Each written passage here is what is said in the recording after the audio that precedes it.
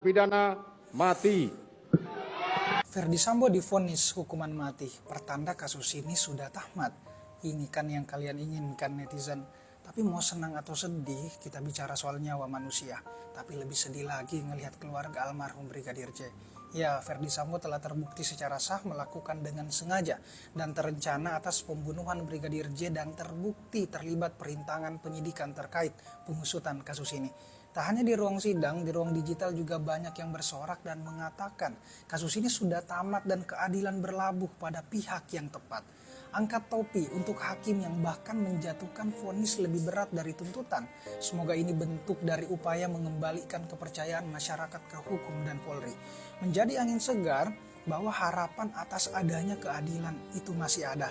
Sebenarnya sih belum sepenuhnya tamat, apalagi jika ada season 2 mendadak dalam banding dan kasasi. Walaupun kemungkinan kecil dikabulkan, mengingat ini kasus nasional dan jika putusannya tidak sebanding akan mengkhawatirkan bagi masyarakat umum. Dan menyoal yang lagi rame tentang undang-undang KUHP baru. Perlu diingat bahwa undang-undang tersebut baru berlaku 3 tahun. Kemudian tepatnya di 2026. Sedangkan vonis hakim hari ini masih bersandar kepada pasal-pasal undang-undang KUHP lama.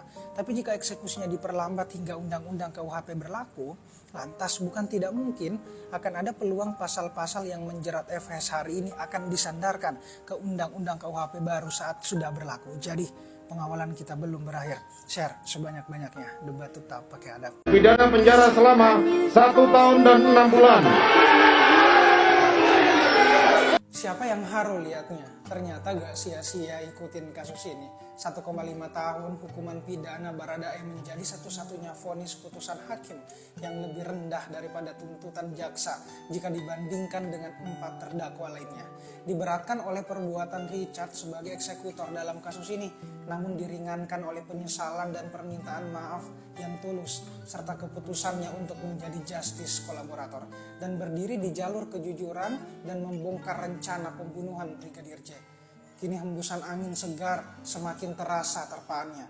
Lagi-lagi apresiasi harus diaturkan kepada hakim dalam kasus ini yang telah melewati dengan tekun berbagai sidang dan membuat dengan cermat berbagai pertimbangan, lalu fokus untuk mengetuk palu keadilan, memperlihatkan bahwa hukum itu memang hanya pantas bertuan kepada kebenaran. Apresiasi lainnya patut diaturkan kepada keluarga Brigadir J berkat kelapangan hati mereka datang untuk mendorong secara moral agar Baradae mendapat keringanan hukuman. Dari kasus ini gue belajar bahwa kejujuran itu sangat mahal. Seringkali orang lebih mudah untuk mengucap kebohongan hanya karena tak ingin dihadapkan pada sebuah situasi yang sulit. Akan tetapi kita mungkin lupa jika kejujuranlah yang justru akan menjauhkan kita dari berbagai kesulitan. Bagikan kebahagiaan ini, debat tetap pakai adab.